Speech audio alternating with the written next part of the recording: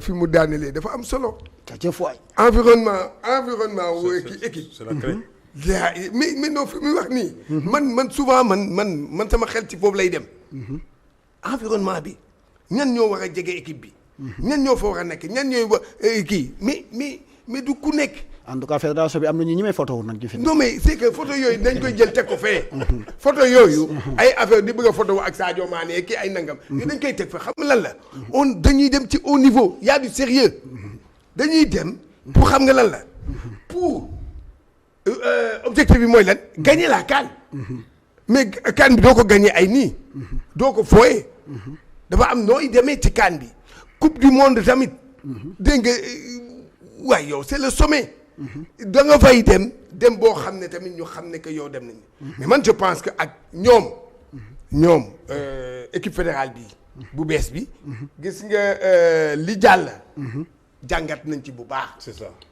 li jàll nii. temps yi kii ne jàngat nañ ci bu baax a baax. te loolu rek alhamdulilah ba mu teelee am ba ñu jàngati ba léegi nag bu ñuy ñëw xam ne que lii le haut niveau di demander.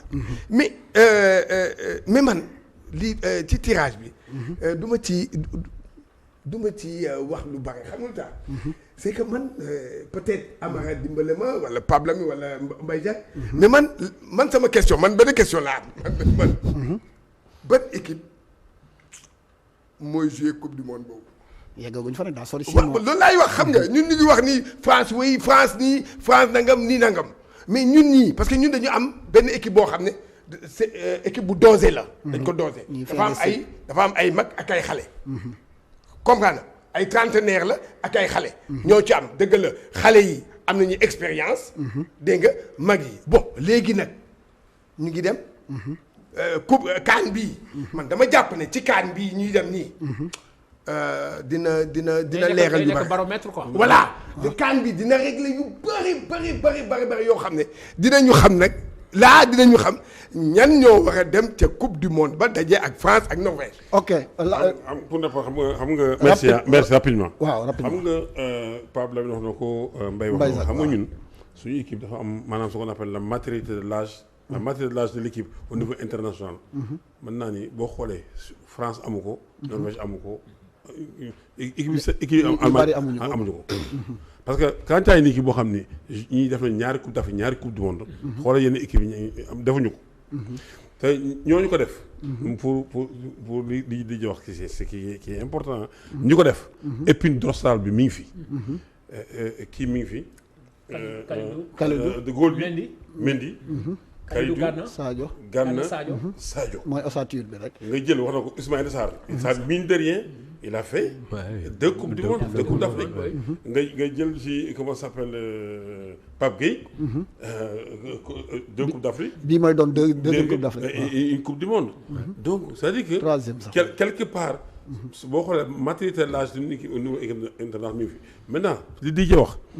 xam nga terrain bi moo koy joxe. parce que l'épine dorsale ba léegi boo xoolee. ñoo ngi joxe satisfaction. muy Koulibaly non muy Mendy. Koulibaly Gana Sadio Ismaïla ñu ngi joxe. il y a Greffe. Iliman Ndiaye il a fait une coupe du monde. Greffe woon na si Pape Matar il s'est bonifié. donc il a fait une coupe du monde et nga ñëw le jeune Mbaye là comment ça s'appelle de PSG Ibrahima Mbaye plus tous ces garçons là donc je pense que aujourd'hui foofu warul am inquiétude. Je pense que le terrain na épine dorsale bi sauf blessure l'épine dorsale sera là jusqu'à la coupe du monde donc ça. ban épine dorsale mooy ñi ngay wax. oui c'est une bonne épine dorsale. mooy yow sa tànk non waaw mais waaw xam nga boo leen xoolee. c'est boo leen xoolee. alhamdulilah maintenant aussi. maintenant après il y a le coach va bien gérer maintenant par rapport ak l'environnement. gis nga moi j'ai la chance boo ko dekkoon comité exécutif. gis nga des fois c'est normal des fois nit tu gères mal le succès. parce que tu es dans l'euphorie. Il faut pas oublier ñun bi ñu qualifié coupe du monde. gis nga bi ñu qualifié coupe du monde bi ñu fa gagné coupe d'Afrique. après am na benn match amical bu ñu def à France. avant l'Égypte. match boobu la préparation en pleine comité exécutif tout le monde a décrié parce que li amoon si match boobu presque moo am Angleterre. match bi ñëwoon France je fàttali naa xam nga adversaire. est-ce que c'était pas contre le Ghana. je sais pas mais bi ñu ñëwee comité exécutif déjà dañu décrier la fa amoon. lu fa amoon foofu. waaw parce que gars yi dañoo dugg ci hôtel bi tout ça dugg na fii parce que ça c'est l'euphorie. mën ko comparer dañu génn ci élection. dem gagner contre. RDC. gagner moo tax qualifié dem football contre le Brésil. moo tax man la ça moo tax ça arrivé bu ma rassurez-vous. moi je vous dis les gens vont tirer moi je connais les gens qui sont à la fédération ils vont tirer les enseignements et loolu amoon dootuñu lu mel noonu sax dootuñu ko gisati. parce que coach ngi fi Pape Lamine. waaw moi je connais les gens qui sont là-bas rassurez-vous l'environnement sera assaini par rapport à la coupe. mais aussi rapidement oui. man peut-être Amara. Amara rek laay bëgg a laaj parce que. waaw benn rapidement dama am inquiétude quoi. parce que souvent la supervision elle est importante. Et jusqu'à présent gisaguma Sénégal ñu préparé wu pour l'équipe qui doit aller superviser parce que loolu c'est important parce que loolu ça te fait gagner parce que moi j'avais vu des notes qui ont été très importantes du temps de Aliou Cissé que les gens gis naa ci ñu bari seen notes yi mais dans des matchs yoo xam ni tey gisaguma jusqu'à présent Pape Thiaw par exemple parce que supervision bi c'était souvent Bassoiré Amsata Fall il y avait aussi Dabo ak kan ci la woon il y avait quatre qui allaient souvent en supervision. Bassoiré Diaby Amsata Fall Sëñ Saliou Dia voilà donc Malick Daf waaw donc xam nga ça c'est important quoi parce que may laaj Amara aussi parce que les gens aussi parce que on pris en compte cette dimension là qui est très importante. waaw mais xam nga loolu andi mooy problème directeur technique parce que normalement ça c'est fait par exemple des directeurs techniques mooy occupé wu de cette mission après quoi de transmission par rapport à kii moo tax man mu si avancé trop donc mais comme il faut ñu gaaw tànnal ñu DTN gaaw rapidement oui maintenant y a Mayacine mais attends Mayacine est toujours DTN ñoom da waxuñu loolu de waaye mooy non attendez tant que keneen ñëwul parce que Mayacine arrêté moo ko nommé waaw il faudrait un arrêté pour ñu dindi ko parce que arrêté rek a mën a changer jusqu'à présent il est directeur technique il faudrait que les gens le sachent aussi parce que la direction technique elle est encadrée par un décret oui. ok kon ñu ngi xaar loolu ci dans le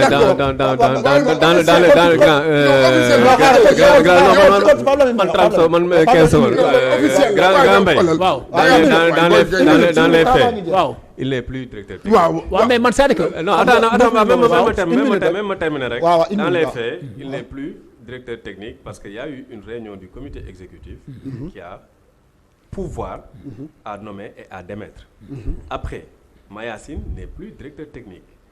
Maintenant, administrativement... Non, dans les textes, le comité exécutif n'a pas le pouvoir de nommer et de démettre. Proposer. Non,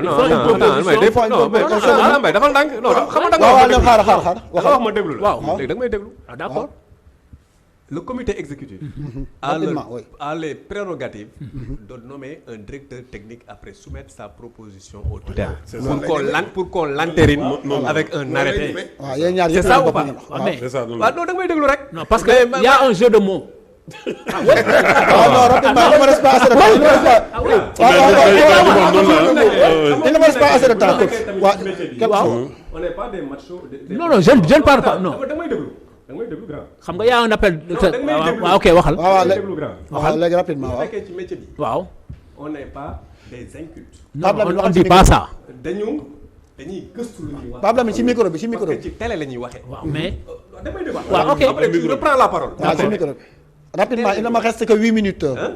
donc lu ñuy wax. waaw waxal dañ kon koy gëstu bu waaw d'accord maa ngi lay déglu maa ngi lay déglu. ok waaw maa ngi lay déglu waxal. Mayacine Mar dans les faits. il n'est plus directeur technique national. peut-être on peut me dire qu'il s'occupe des affaires courantes en attendant qu'on nomme un nouveau directeur technique national, mais la décision elle est irrévocable.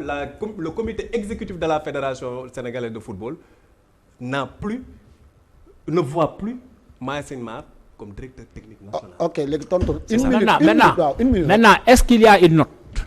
C'est la question que je vous pose. Est-ce qu'il y a une note? Parce que Mayacine a été nommé par un arrêté ministériel. Et non, moi je te parle de loi. Moi je te parle d'un cadre réglementaire. mais loolu ngay wax xam nañ ko. Voilà, moi je te parle. loolu ngay wax noonu xam nañ ko. Je ne te parle pas d'un cadre informel. loolu ngay wax noonu xam nañ ko. La fédération c'est de l'informel. Pape Lamine xaaral ma wax waaw. Donc la fédération c'est de l'informel parce que c'est un cadre réglementaire. Aujourd'hui par exemple si Amara. bu fekkoon ne Amara dañ ko nommé directeur technique. dañuy naan il est mis fin au niveau du ministère il est mis fin aux fonctions de Mayacine Mar en arrêté def visa. Mais Amara est nommé directeur technique c'est comme ça que ça se fait. Okay. Mais qui vous a dit que l'arrêté n'est pas dans le circuit? Qui vous a dit que l'arrêté n'est pas dans le circuit? Il n'y a pas d'arrêté. Non. Defal ndànk. waaw léegi. non foofu laa yem.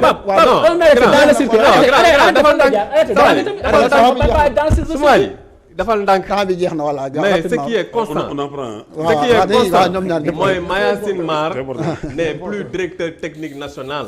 Il y a un appel à candidature qui a été lancé. Quand l'appel à candidature finit son processus. ñu nommé Amara Traoré nouveau directeur technique national c'est là où l'arrêté va sortir. ok voilà merci c'est bon c'est bon. mais Mayacine n'est plus directeur technique national. je pense que pour la supervision. pour la supervision. je pense que pour la supervision. waaw mais. yow doo wax Tili. xaaral Amar 30 secondes nga wax li nga bëgg a wax. dégg non moom lay wax. moom mi coupé nii ba bëgg na. waaw léegi yow waxoo ci lii yow. da ngay wax ci lii wala waxoo. ma ne 30 secondes après ñu demaat ci Amara. mais attendez je vous donne un exemple concret. Qu'est-ce qui a mis fin. au moins aux fonctions de Aliou Cissé c'est pas un arrêté non. Qu'est-ce qui a proposé? C'est la fédération qui a proposé. Moi, je parle d'un cadre réglementaire. li loi wax li kayit wax li kayit tënk laay wax man.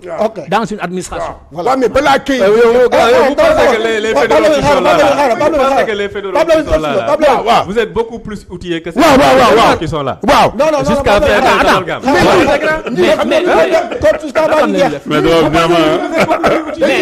mais la nomination des conseillers là c'est statutaire. non je te demande.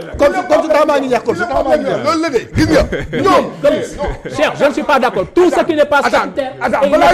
balaa ñuy génne balaa arrêté boobu di génne. il faut que la fédération. propose xaar ba def kii bi ba pare. ba mu ne diw la. mu jël ko kooku.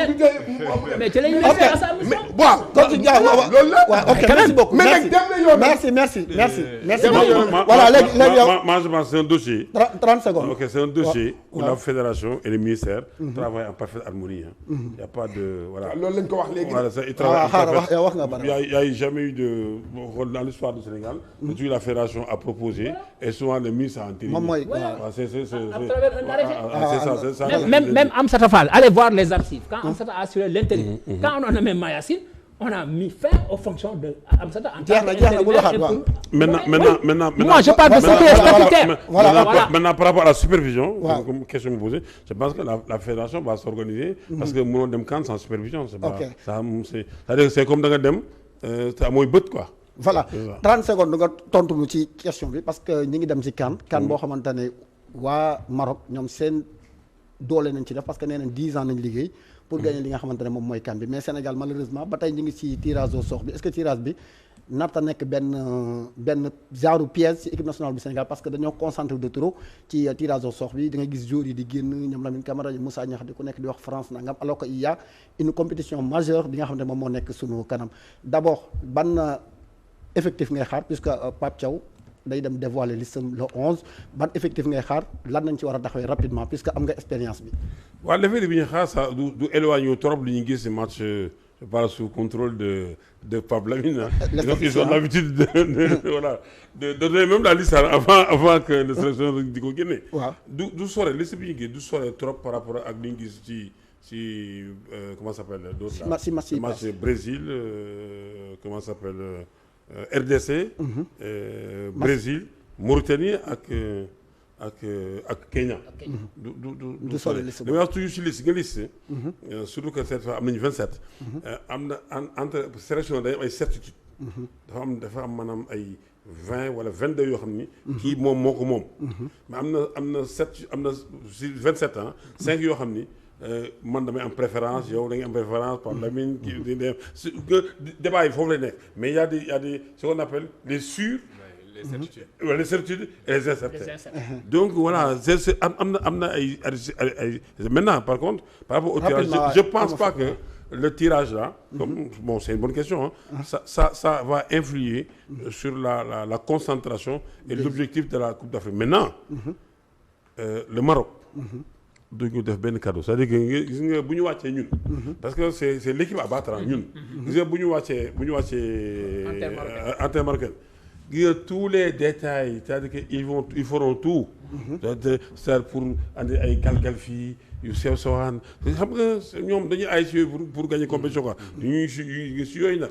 day environnement si yooyu la ñu war à cheval.